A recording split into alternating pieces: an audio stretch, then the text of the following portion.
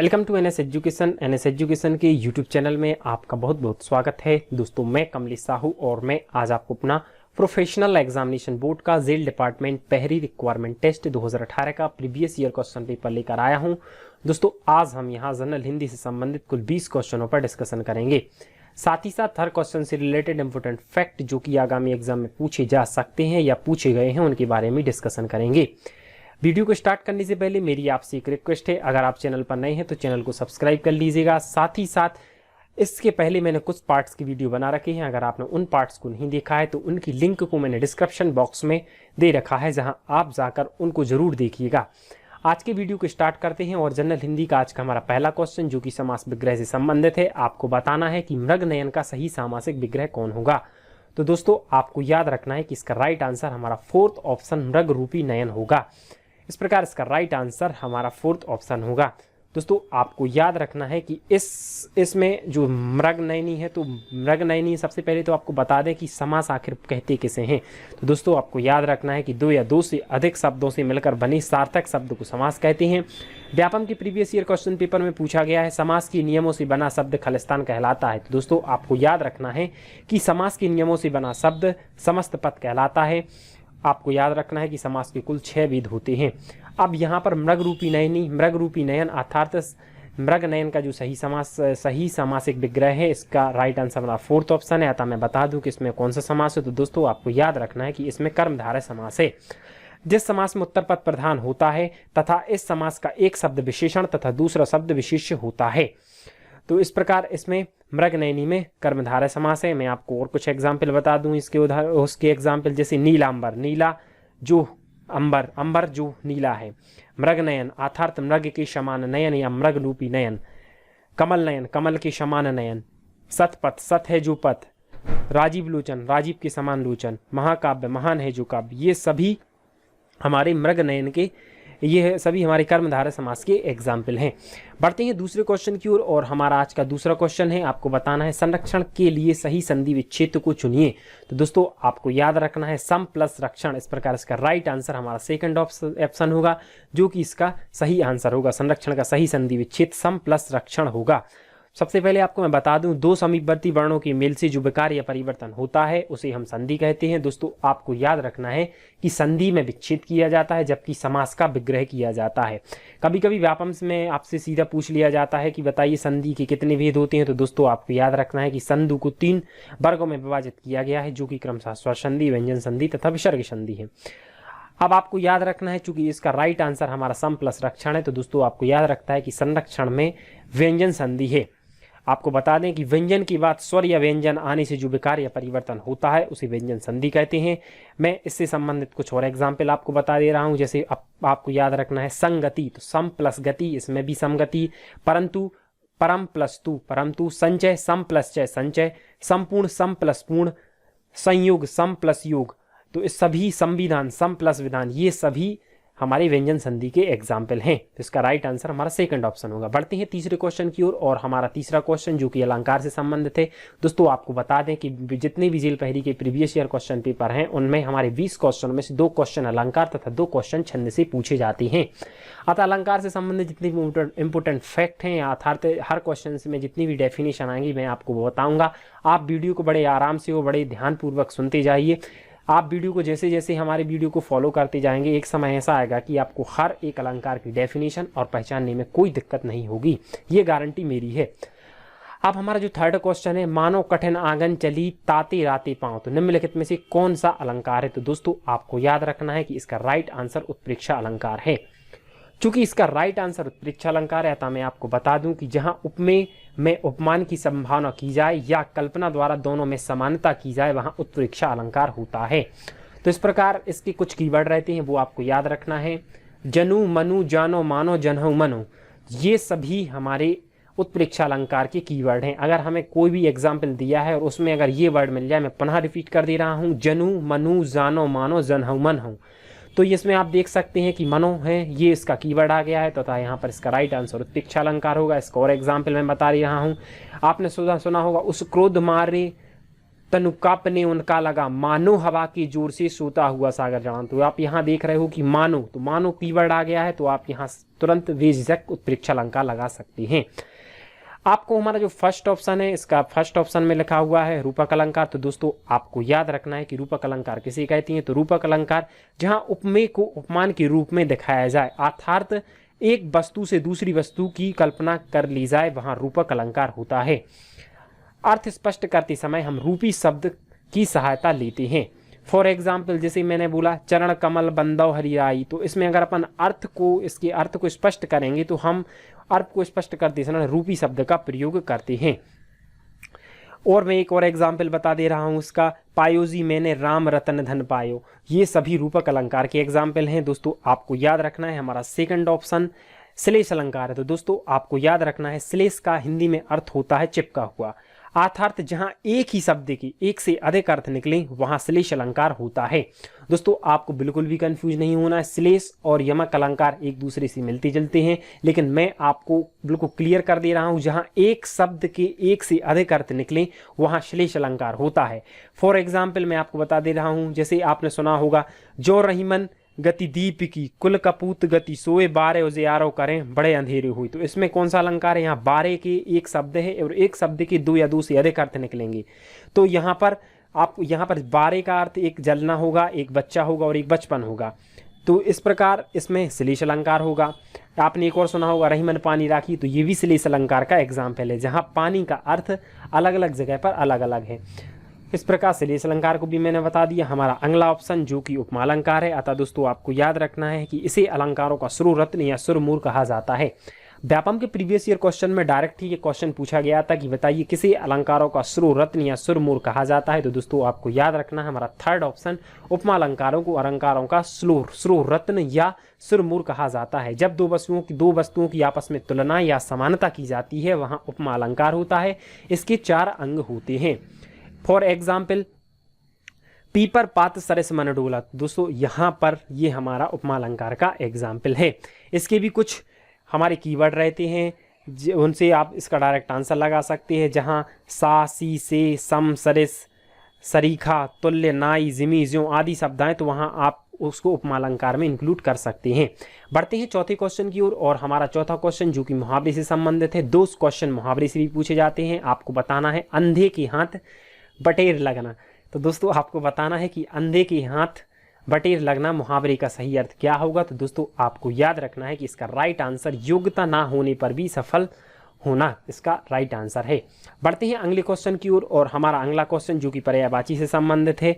दोस्तों आपको बताना है कि दिन का सही पर्यायवाची कौन सा है। तो दोस्तों आपको याद रखना है कि दिन के लिए हम दिवस भी बोलते हैं, दिवस के बाद हम उसको बासर और आहन। इस प्रकार इसका राइट आंसर हमारा सेकंड ऑप्शन होगा जो कि दिन की सही पर्यायवाची है। दोस्तों चूंकि इसमें दिन के संबंधित पर्यायवाची के बारे में पूछा गया है, अतः आपको दिवस, बासर तथा आहन को तो याद रखना ही है। साथ ही साथ में हम दिन को दिवा भी बोलते हैं, दिवस भी बोलते हैं, बासर भी बोलते हैं, बार भी बोलते हैं और आहन भी बोलते हैं। बढ़ते हैं अगले क्वेश्चन की ओर, और हमारा आज का 6वां क्वेश्चन है ओझल का निम्नलिखित में से कौन सा सही विलोम शब्द है। तो दोस्तों आपको बताना है कि ओझल हमारा फर्स्ट ऑप्शन वर्तनी की दृष्टि से गलत लिखा हुआ है। सेकंड ऑप्शन प्रकाट वर्तनी की दृष्टि से गलत लिखा है, अर्थात शुद्ध नहीं लिखा हुआ है। इस प्रकार इसका राइट आंसर हमारा थर्ड ऑप्शन प्रकट होगा जो कि ओझल का सही विलोम शब्द है। बढ़ते हैं अगले क्वेश्चन की ओर, और हमारा आज का 7वां क्वेश्चन है सु उपसर्ग से बना शब्द निम्नलिखित में से कौन सा है। तो दोस्तों सबसे पहले तो इस क्वेश्चन में उपसर्ग के बारे में पूछा गया है, अतः मैं आपको बता दूं कि उपसर्ग शब्द उप प्लस सर्ग 2 शब्दों से मिलकर बने होते हैं, जिसमें उप का अर्थ समीप और सर्ग का अर्थ होता है सृष्टिकर्ता, अर्थात उपसर्ग का अर्थ नए शब्द वाले शब्द की सृष्टि करना है। इसकी परिभाषा को हम इस प्रकार डिफाइन कर सकते हैं कि जो शब्दांश शब्दों के आगे जुड़कर और उनके अर्थ में विशेषता लाते हैं उन्हें हम उपसर्ग कहते हैं। कभी कभी आपसे पूछ लिया जाता है कि बताइए संस्कृत में उपसर्गों की संख्या कितनी है। तो दोस्तों आपको याद रखना है कि संस्कृत में उपसर्गों की संख्या 22 है, वहीं हिंदी में उपसर्गों की संख्या आपको बताना पूछी जाए तो आपको याद रखना है कि हिंदी में उपसर्गों की संख्या 13 है। अब इस क्वेश्चन में आपसे सु उपसर्ग के बारे में पूछा गया, तो दोस्तों आपको याद रखना है कि सु प्लस राज, इस प्रकार इसका राइट आंसर हमारा 4th ऑप्शन होगा। बढ़ते हैं अगले क्वेश्चन की ओर, और हमारा अगला क्वेश्चन जो कि पुनः पर्यायवाची से संबंधित है। आपको तालाब का सही पर्यायवाची बताना है। तो दोस्तों आपको याद रखना है कि तालाब के लिए हम सरोवर भी बोलते हैं, ताल भी बोलते हैं और जलाशय भी बोलते हैं। इस प्रकार इसका राइट आंसर हमारा थर्ड ऑप्शन सरोवर, ताल तथा जलाशय होगा। थर्ड ऑप्शन हमारा राइट आंसर होगा। चूंकि इस क्वेश्चन में तालाब की पर्यायवाची के बारे में पूछा गया है, अतः मैं आपको तालाब के कुछ अन्य पर्यायवाची बता दूं। तालाब को हम तड़ाग भी बोलते हैं, पुष्कर भी बोलते हैं, सर भी बोलते हैं, सरोवर भी बोलते हैं, जलाशय भी बोलते हैं, पद्माकार भी बोलते हैं, सरोही भी बोलते हैं, सरसी भी बोलते हैं और कासार। ये सब हमारे तालाब के पर्यायवाची हैं। बढ़ते हैं अगले क्वेश्चन की ओर और हमारा अगला क्वेश्चन जो पुनः उपसर्ग से संबंधित है। दोस्तों उपसर्ग किसी शब्द के आगे लगते हैं, तो इस प्रकार इसका राइट आंसर अतिचार, अति उपसर्ग से बना निम्नलिखित में से कौन सा है? तो दोस्तों आपको याद रखना है हमारा फर्स्ट ऑप्शन अत्याचार इसका राइट आंसर होगा, अति प्लस आचार। बढ़ते हैं अगले क्वेश्चन की ओर और हमारा अगला क्वेश्चन एक शब्द में से संबंधित है। आपको बताना है कि मोक्ष की इच्छा रखने वाले के लिए हम एक शब्द में निम्नलिखित में से कौन सा सही उत्तर होगा? तो दोस्तों आपको याद रखना है कि मोक्ष की इच्छा रखने के लिए हम विभुक्षुक भी नहीं बोलते हैं, मुभुक्ष भी नहीं बोलते हैं, स्वर्गीय भी नहीं बोलते हैं। इस प्रकार राइट आंसर हमारा फोर्थ ऑप्शन मुमुक्षु होगा। बढ़ते हैं अगले क्वेश्चन की ओर और हमारा अगला क्वेश्चन पश्चिम से संबंध रखने वाले के लिए एक शब्द निम्नलिखित में से कौन सा होगा? तो दोस्तों आपको याद रखना है कि इसका राइट आंसर पाश्चात्य होगा, चूंकि वर्तनी की दृष्टि से हमारा फर्स्ट ऑप्शन इसका राइट आंसर है। बढ़ते हैं अगले क्वेश्चन की ओर और हमारा अगला क्वेश्चन जो कि 12वां क्वेश्चन है। आपको बताना है, सामासिक विग्रह से ये क्वेश्चन पूछा गया है। आपको बताना है कि जल पिपासु का सही सामासिक विग्रह क्या होगा? तो दोस्तों आपको याद रखना है कि जल को पी पाने की ये गलत आंसर है। इसका राइट आंसर हमारा जल को पीने की इच्छा रखने वाला होगा। तो दोस्तों इस प्रकार इसका राइट आंसर हमारा सेकंड ऑप्शन होगा, जल को पीने की इच्छा रखने वाले के लिए हम जल पिपासु कहते हैं। बढ़ते हैं 13वें क्वेश्चन की ओर और आज का हमारा 13वां क्वेश्चन जो कि प्रत्यय से संबंधित है। दोस्तों आपको बताना है कि आई प्रत्यय से बना निम्नलिखित में से शब्द कौन सा है? तो दोस्तों आपको याद रखना है पढ़ाई इसका राइट आंसर है।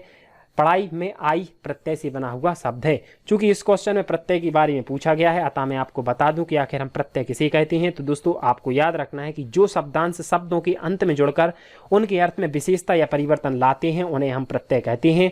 परिभाषा के तौर पर हम इसे बोल सकते हैं कि प्रत्यय दो शब्दों से मिलकर बना होता है। प्रति का अर्थ होता है साथ में, पर पीछे, और आय का मतलब होता है चलने वाला। इस प्रकार प्रत्यय जो शब्दांश वाक्यों के अंत में जुड़कर उनके अर्थ में विशेषता या परिवर्तन ला देते हैं उन्हें हम प्रत्यय कहते हैं। दोस्तों आपको याद रखना है प्रत्यय के दो भेद होते हैं जो क्रमशः कृत्य प्रत्यय तथा तद्धित प्रत्यय होते हैं। बढ़ते हैं अगले क्वेश्चन की ओर और हमारा अगला क्वेश्चन जो कि पुनः संधि विच्छेद से संबंधित है। दोस्तों आपको बताना है कि संविधान का सही संधि विच्छेद क्या होगा? तो दोस्तों आपको याद रखना है कि सम प्लस विधान इसका राइट आंसर है, जिसमें व्यंजन संधि है। मैंने इसके पहले भी आपको बताया था व्यंजन संधि के बारे में। बढ़ते हैं अगले क्वेश्चन की ओर और हमारा अगला क्वेश्चन जो कि 15वां क्वेश्चन है। आपको बताना है निरोग का शुद्ध रूप निम्नलिखित में से कौन सा होगा? तो दोस्तों आपको याद रखना है हमारा फर्स्ट ऑप्शन नाम है बड़ी की मात्रा रोग, अर्थात फर्स्ट ऑप्शन निरोग इसका राइट आंसर होगा।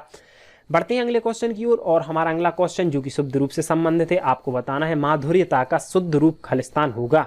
तो दोस्तों आपको याद रखना है कि माधुर्यता का शुद्ध रूप माधुर्य होगा। इस प्रकार इसका राइट आंसर हमारा थर्ड ऑप्शन होगा।